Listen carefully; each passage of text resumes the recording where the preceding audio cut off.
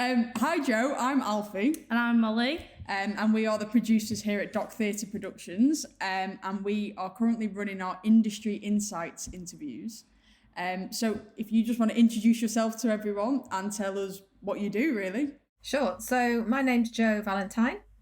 I work as an independent producer and tour booker mainly in the contemporary dance sector. And I'm also the tour coordinator for an organisation called Dance Consortium, which is a membership organisation of large theatres across the UK that brings international contemporary dance companies into the UK, normally twice a year, and tours them around the UK. So I've got quite a portfolio of clients and things that I do, but that's kind of it in a nutshell. And I've been working in the sector for about 16 years. So with obviously Dance Consortium being a separate company and you being freelance, how did you get into Dance Consortium? How did that come about? So I was working for the same dance company for about 15 years as their program manager, which was quite a broad role. And Dance Consortium advertised a role for tour coordinator a couple of years ago now, and I just decided it was just a point for me where I wanted to try something different, try going freelance. Maybe not such a good decision, who knows? But I just decided to go for it, and that's how I ended up. That enabled me then to make the transition into being freelance. I still actually do some freelance work for the company that I worked for a long time. So I've been doing the Dance Consortium tour coordinator role since about February of 2019. Oh, so not too long then? No, not that long. No. And how has it so obviously working freelance, a lot of us in the industry do work freelance and do random projects and have a portfolio career. So how has that differed when you're working within a company? Do you enjoy it more, or do you enjoy doing your freelance work and other things more? In a way. So for me, I had a great job. I used to work for a company called Motionhouse. It was a great job for 15 years. And I learned absolutely loads. The company was very small when I started working with them. And it gradually grew bigger and bigger and more successful, touring all over the world. But there was nowhere for me to go from there in terms of doing anything, developing my role even further. And so going freelance was quite a big step, and initially it's quite scary because you lose your regular salary, you lose that sense of job security that you have when you work for a company that's funded by the Arts Council. But actually I've really enjoyed being able to use all the skills and experience that I'd built up for different artists, different organisations. And I've actually quite enjoyed working from home, even before it was a thing that everybody did, and going on tour, which I wasn't so sure about, but that's been really enjoyable too, and just meeting lots of new people in the sector. So for me, going freelance has been a very positive thing, but obviously there is that financial uncertainty that goes with it, and never been quite sure where the next job might come from. Especially during COVID at the minute, being freelance is quite a risky aspect, and I think it's made a lot of, we've spoke about this in a couple of the earlier interviews, it's made a lot of people realise that actually I can't just be a dancer anymore, and I can't just be an actor. I've got to have a few more strings to my bow in order to survive in this kind of industry, and I think COVID has really heightened that and made people realise that, we've all got to be able to do other things. But freelance is the way that I think all of us work and definitely want to. Yeah. So what's life like touring? So obviously at the end of last year, I was fortunate enough to come on tour with you for a week. which was really fun. But what's it like? So you go for a few months on at a time. What's that like for you? And then coming home, what's the downtime like? So for me, so the Dance Consortium tours are very specifically only in the UK. So although I'd done quite a lot of touring before abroad as well, I'd never been away for long periods of time. Probably 2 weeks was the most I'd done with my other company. The Dance Consortium tours tend to be about 6 weeks long. And there's one in the spring, usually starts in February, March time, and then another one that starts in the autumn around October time. So 2 6-week blocks where I'm away from home for the whole of those 6 weeks. But I am only in the UK, so people can come and see me on tour, which is quite nice. And actually, you kind of get used to it. It's very structured. 6 weeks. You've organised the tour, so you know exactly what should be happening when. And it's pretty busy. So yes, you do miss your family and your friends, and you do get a little bit sick of being in a hotel and living out of a suitcase. But it's really interesting meeting companies from all over the world. Every company's different. Every company has different challenges in terms of how they work and how they are on tour. And it's actually then really nice to come home. Obviously, it's always lovely to come home. And the downtime, as you call it, is actually when I get my other work done, because there isn't a lot of time to do the other freelance work while I'm actually on tour, because it's kind of a 7 days a week job when you're on tour, really. Even though you get a day off a week, it's not really, you can't go home. But I have enjoyed it. I'm sure it's not for everybody, but and it's great going to meet everybody in all the theatres that you've been talking to during the course of organising the tour, meeting all the staff and just seeing the work and seeing the audience reaction. It's great. It's really good. So Dance Consortium take a different dance company on tour. How many people from Dance Consortium go on tour with them? So obviously you go, and sometimes you have a lucky LIPA student that gets to go with you. So there's, from the Dance Consortium side, there's me and the tech crew that goes for the whole tour. And the size of the tech crew will vary depending on the technical needs of the show that we're touring. Obviously, the company brings its own tech crew as well, and we all travel together in a big tour bus, as Molly knows. And then, yes, we've had quite a long relationship with LIPA, and we always try to have a couple of students come along for each of the tours for a week or 2 weeks to get a bit of an insight into the industry, really. So, and the size of the company coming in varies, so we can be a big touring party or we can be a relatively small touring party. It just depends who's coming. And as well as doing, obviously, the performance, is there anything else that Dance Consortium does with any of the dance companies? Is there any outreach projects that you do whilst you're in each venue? Or Yes, absolutely. All the companies that we bring over here are asked to provide some additional activity. So there'll always be a live question and answer after the first show in each venue with members of the company. Also, that's on stage, audience asking questions. But then there's a whole raft of other activity that we may do. So workshops, and those can be for youth dance companies. They can be just for open to the public. They can be for professionals. Masterclasses for professional dancers.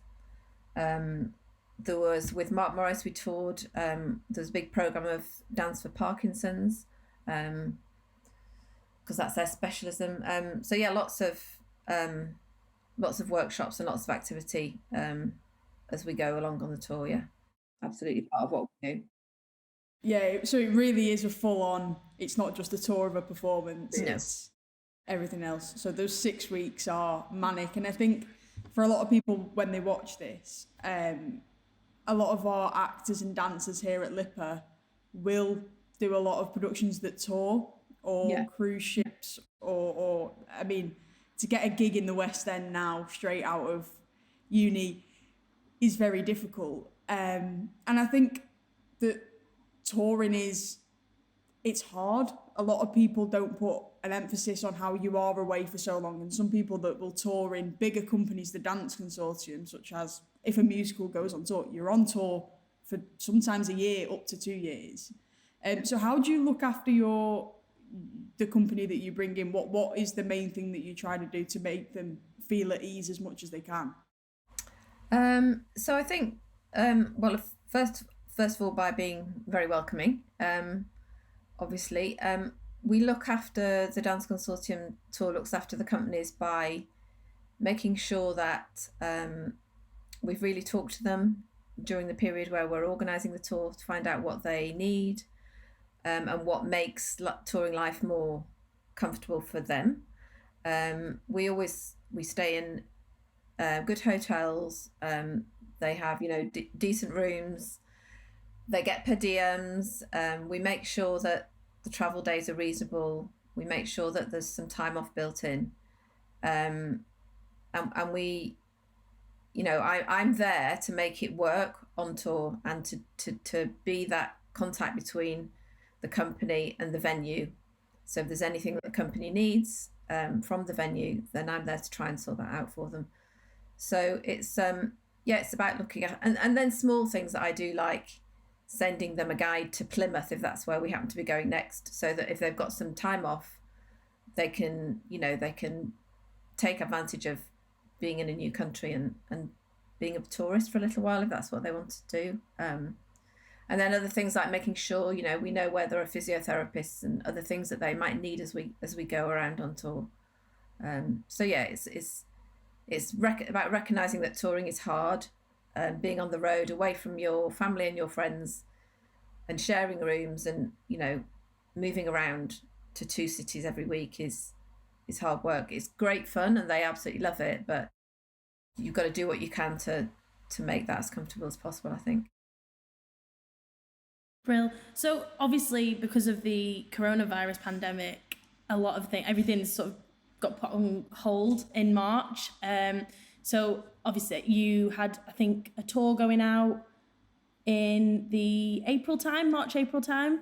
No, actually I was on tour on the 16th. Oh, goodness. Yeah. And so what was that like? Obviously you're on tour, you get the call. So we'd been on tour for 2 weeks at that point, and obviously there were rumours, that it was in the news, so we'd already had to take some precautions, like we'd had to cancel the workshops that we'd planned to do with members of the public just to safeguard the performers.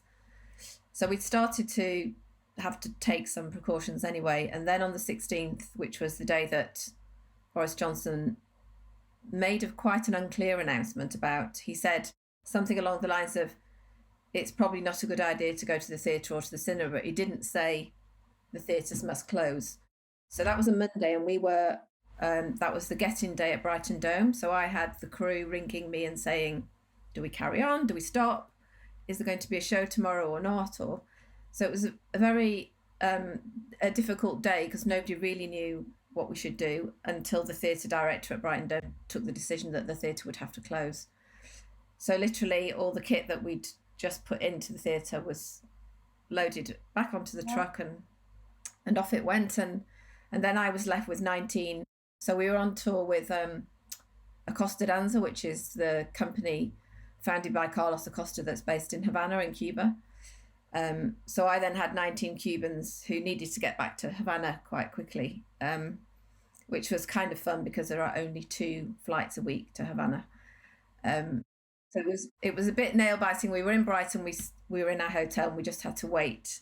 Virgin Atlantic closed their phone lines down, so it was really hard to get the tickets all changed. The travel agent had a real job too, but they did finally manage to leave London on the Thursday morning and get back to Havana before Havana closed any borders or anything like that. So so we were then left with 4 weeks of tour that didn't happen, lots of very disappointed venues because it had sold out. It was, and I just went home on the train. So it was very, very disappointing. It was really disappointing for everybody. Yeah. From a financial side, obviously you said that your travel agent dealt with all of the flights and getting everyone back. And obviously I'm going to assume everyone had to have their tickets refunded. And as far as I'm aware, Dance Consortium work with a lot of regional theatres, which unfortunately are going to be the last ones to reopen due to the pandemic, because obviously everyone's in different local lockdowns. So trying to plan, and I know that you see on Twitter other producers and companies trying to plan a tour, and you just can't, because one day that venue might be in tier 1 and the next morning you wake up and they're in tier 3. So how did you have to go through the process of refunding everyone and trying to bring back money into Dance Consortium that you're going to have lost, or is Dance Consortium quite subsidised? So Dance Consortium is the national portfolio organisation of the Arts Council, so it receives regular Arts Council funding. And in terms of a Dance Consortium tour, each individual theatre deals with the audience members itself. So Dance Consortium, which has, I don't get involved in that kind of thing. So obviously it cost a Dance Consortium a lot of money to get everybody new tickets to fly home. And obviously those venues lost the income that they would have got from having a sold out tour. So there is a financial implication, but perhaps not as great as you might think for Dance Consortium. Obviously the crew who thought they had another 4 weeks of work suddenly didn't. So it and the dancers who were with the company that was touring presumably didn't earn as much money as they expected. So everybody did suffer financially, but I think everybody was in the same boat really, and there was no alternative. We had to get them home, whatever the costs would have been. So and luckily in terms of touring, Dance Consortium plans very far ahead. So we have got tours planned through to 2023, and the tour for next spring has been cancelled. That was cancelled a little while ago, but we are still planning to tour in the autumn of 2021. So fingers crossed. Yeah. You were saying obviously you have like your tech team. Are they a regular tech team that Dance Consortium use, or do you tend to use a lot of freelancers depending on who's available? So we have a production manager who comes back and works for us, and he does have crew that he generally uses regularly. So depending on the needs of the show that we're touring, we have more or fewer technicians, but we do have that consistency of having a production manager who works on all across all the tours. So it's kind of useful like that. And you obviously use a lot of international companies. Dare I use the word Brexit? But is that going to affect in any way how Dance Consortium works now, and especially with the COVID pandemic as well, with no one really being advised to fly?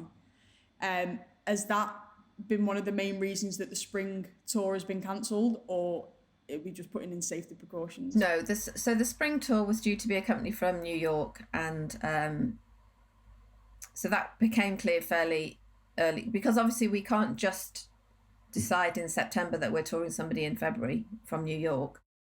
You have to start the planning a long way ahead. So we took the decision that we just couldn't be certain that could happen. So that was cancelled many months ago now. And actually, in terms of Brexit, because most of the companies we bring over aren't from Europe anyway, we already had to do visas and certificates of sponsorship and all those kinds of things. Now, if we do bring a European company in, and we tour, for example, Netherlands Dance Theatre quite regularly. So potentially those people coming from the Netherlands would have to come in under the certificate of sponsorship scheme rather than being able to just turn up at the airport with their passport. And then I think the other area where we might be affected is that we do have a member in Dublin, which is Ireland is staying in the EU, and obviously so that when we tour there may be different rules that apply both to the freight that we have to take and to the visa situation. But strangely, because we tour largely non-European countries, it shouldn't affect us that much. However, we do tend to go to Europe to see the work when we're deciding who to program. So we would quite regularly go to France or Germany or Belgium or Holland to go and watch an American company or a Cuban company and how easy that will be for us to travel backwards and forwards, we don't know yet. But yeah, you're quite a whiz in the visa sector. I wouldn't say whiz that everybody hates visas, but they're a necessary evil, I'm afraid. Yeah, it's something that you just have to deal with. Yeah. So what have Dance Consortium sort of been doing during the lockdown? Because obviously touring is a big part of it. Have you been doing anything online? Because I know a few months ago you'd have done the live stream of the Alvin Ailey. Yeah. Is that something more that Dance Consortium will be doing? Yeah, I think we've kept up our social media presence. That's the team. That team has kept on working throughout the pandemic since March, and it's our 20th anniversary year this year. So there's been lots of really lovely archive material that we've shared across our social media platforms to showcase the companies that we've worked with in the past. And we are going to be working towards doing some more stuff online in the early part of, well, not the early part, but the spring, where we've normally be touring in the spring. Over the spring and summer, we've got some plans which I can't share yet, but to work with one of the companies that we normally tour, just to do some more online and outreach activity with them. We've got a new website, so we've used time to revamp the website. So we've kind of been carrying on and thinking, further ahead about tours in 2023 and that kind of thing. I think the pandemic has made everyone switch to a digital way of promoting the arts and working in the arts. Is this, so obviously Dance Consortium, like you're saying, you've been doing stuff on there. Is this something that you still want to keep doing alongside the practical work now, or would you still just rather stray towards the practical side of things? I think we'll develop them side by side. Obviously we want very much that when we are touring actual real live dancers, we want them to be able to give real live workshops to people, because it is definitely a different experience to a Zoom workshop. But absolutely there is definitely the digital side that we will continue to develop, I think, in parallel with the touring work, and the two things can go hand in hand. Yeah. We spoke to a theatre producer on one of the earlier ones, and they were saying that through doing digital work, it has just opened up their audience 10 times more than what it already was. So in terms of Dance Consortium's audiences, are they quite a diverse audience, or do you tend to see the same pattern of people coming? I think it depends what the company, which company you're touring. There are, some companies we've been touring for years and years, like the Trox, and they have a loyal audience that, come back time and time again. But we try very much to put really diverse work out there, so work that would never otherwise be seen in the UK. And we try very hard, therefore, to help the venues who are in the consortium develop their dance audience. Because for many of them, it may be the only contemporary dance product that they have every year. It's the Dance Consortium, the Dance Consortium tours, or one of the tours, or we do have a broad audience, but I think there's always scope to make it broader. Yeah. So obviously you went on the tour, so you can talk about this. In terms of venues, we were saying before that you go to mainly regional venues. What venues are the ones that you mainly work with? And you can tell us from a management student point of view what it was like to work in those venues. Because working in Manchester, working in Liverpool, working in Brighton is very different to working in the West End. And they all work in different ways. So if you just both want to talk about that. I went to Salford, the Lowry at Salford, and Milton Keynes Theatre, which were obviously, I don't want to say not as busy as the West End, but obviously they're a lot more smaller, but also not really that small as well. They were all the Milton Keynes Theatre was an ATG theatre that we went to.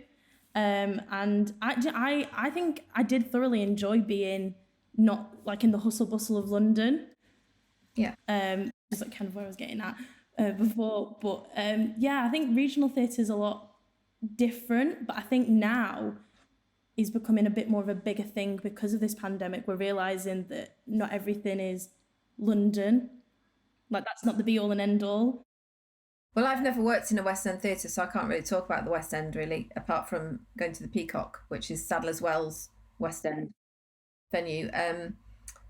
But the theatres that are members of Dance Consortium are all what you call number one theatres. So they're actually probably the biggest theatre in whichever city they're in. And they are all in large cities, so they're all in large centres of population. And they range from, we've got quite a mixture of venues in the sense that some are local authority funded, some have an Arts Council subsidy, some are purely commercial, self-funding as it were. So there's quite a different, the ecology of the way they're funded is quite a mixed ecology, but they are all large auditoria. They've all got lots of seats, and they do all tour the big musicals, and they, some of them have the big comedy. And so what Dance Consortium brings to them is the opportunity to put something on the stage which they might not otherwise be able to afford to take that risk, because by doing it as a group and sharing the cost of bringing a company from South Africa, for example, you can afford to do something that you couldn't do if you were trying to get them to come just for your theatre, because that wouldn't be financially viable. Do Dance Consortium work? Do you do it in that you hire out the venues, or do you Dance Consortium, the international company, and all the venues work together over a cost? So we work as a consortium. So the way it works crudely is that we propose which companies are coming. So the members just go out and watch dance from all over the world. They go and see it live. And then they come to an agreement about which companies they'd like to tour. And then of all the venues, they don't all take every tour. So then there's a process where everybody says, yes, I'd like that company, and these are the dates I've got available. And eventually out of that process comes a tour. And there's a financial agreement with the visiting company and between Dance Consortium and the venues. So the venues all pay the same amount, and the Arts Council subsidy obviously subsidises the touring, and then each venue sells its own tickets, but with support from Dance Consortium marketing team. It's a very unusual model. Yeah, I think it's an unusual model, but I think we're all about up north making theatre accessible for people that necessarily can't go to the theatre, or can't pay to get down to London, or pay to go to Cuba to watch this dance company. So what Dance Consortium do is really a fantastic model. And you would, am I right in thinking that you go to Bradford sometimes? Yeah, Bradford, the Alhambra is one of our members, yes. Yeah, so you would, from my point of view, I would never imagine people from Bradford wanting to go and watch the Trocs, but because of the relationship that Dance Consortium have built up with that theatre and built up with the people of Bradford, it's opening people's eyes to a range of dance that they never would. Who did you go on tour with then? Dada Masilo, and they did Giselle. And I've come from a dance background, but not very much contemporary dance. I'm more, commercial musical theatre side. And I remember watching it, and I was taken back. I was like, this is something completely different. something that I haven't really seen before. And I loved it. I think I watched it 4 or 5 times while I was there. And every single time I was just in awe watching it. But it was something that you probably would, if we were going to Bradford or going to Manchester to watch a show, it's probably something that we wouldn't think, oh, let's go and see that.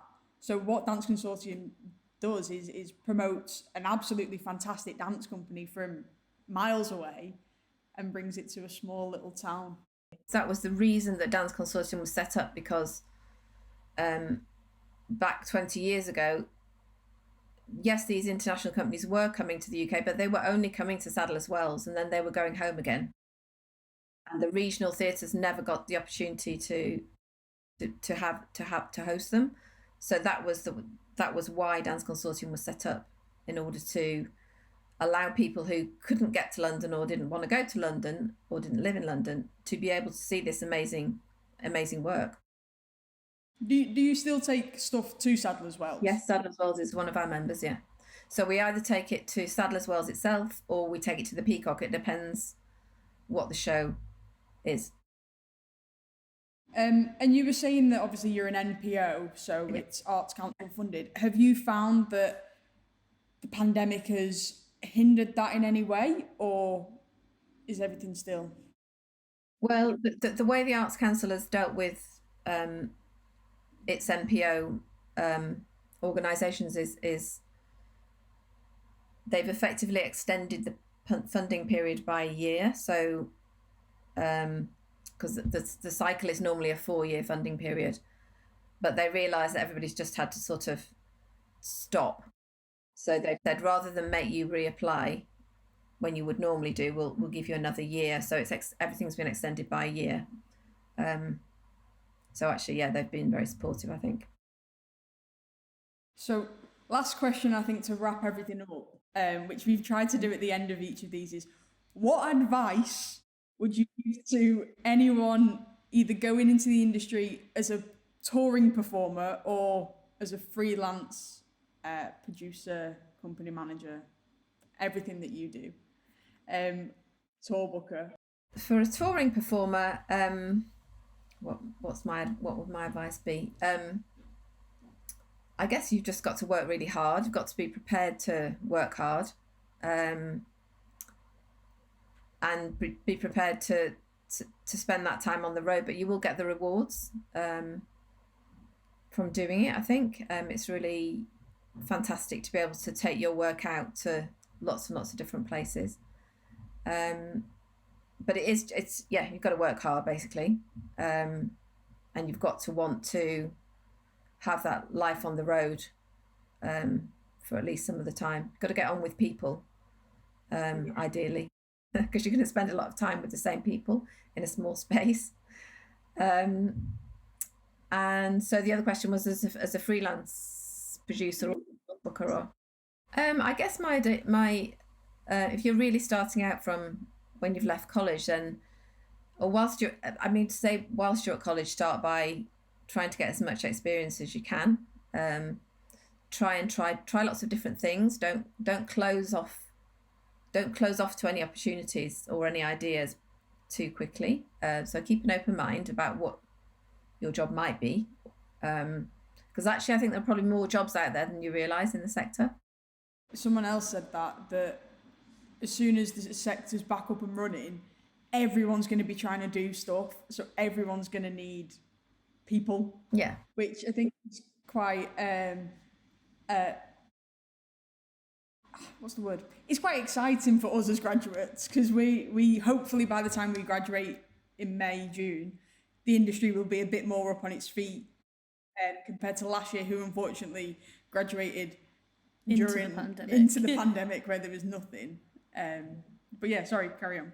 So I think, try as many things as you can, get as much experience as you can, and don't be afraid to try something that might be a little bit out of your comfort zone, because you might just enjoy it. And it's a great industry to work in. It's a really, I've always found it really supportive. People share, people send me work saying, somebody has approached me to do this, but I haven't got time. Do you want to do it? So it is, I think it's a very supportive sector to work in, and it's great fun. So give it a go. So what can we look out for next from Dance Consortium? What should everybody keep their eye out for? So everybody should keep their eye out for a really exciting outreach project that we'll be delivering next year. And then everyone should keep their eye out for a tour, which will start next September. And hopefully we will be looking to announce that, in the early part of next year. So, and then beyond that, we've got lots, we'll go back to twice a year touring. So, lots more exciting Dance Consortium stuff to come for sure. And go and look at our new website because it's really good. We'll put the website below so everyone can go and have a look. Okay, that's great. Thank you. That's everything from us. Okay, great. Nice to talk to you both. Thank you very much. You too. Thank you so much. Okay. Thank you. All right. Bye.